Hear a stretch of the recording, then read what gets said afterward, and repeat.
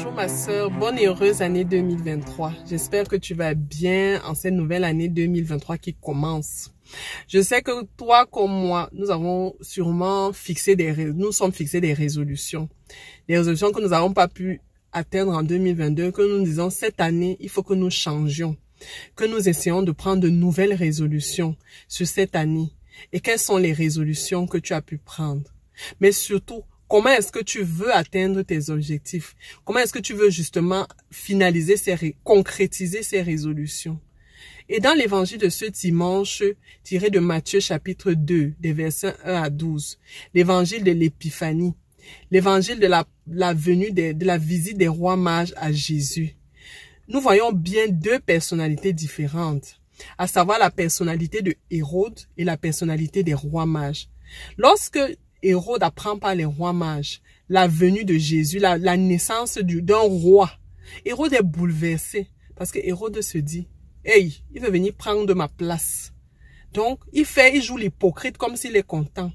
Mais son objectif, justement, c'est d'éviter qu'on lui prenne ce pouvoir.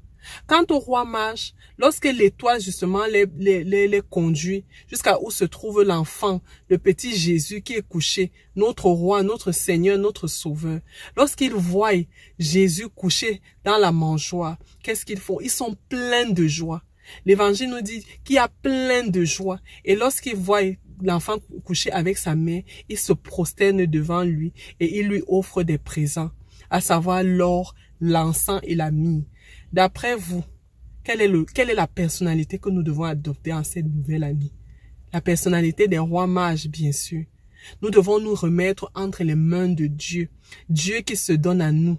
Nous devons nous remettre à cœur joie. Dans la joie, je précise bien. Cette joie ne doit pas nous abandonner. Cette joie ne doit pas quitter nos cœurs. Nous devons nous remettre à cœur joie et nous abandonner totalement à lui. Déposer à lui ses présents, ces problèmes, ces difficultés que nous voulons justement résoudre en cette nouvelle année pour qu'il puisse nous aider à concrétiser ce que nous avons prévu. Nous ne pouvons pas être comme dans l'attitude du roi Hérode qui veut juste dominer selon sa volonté, selon ce que lui a décidé.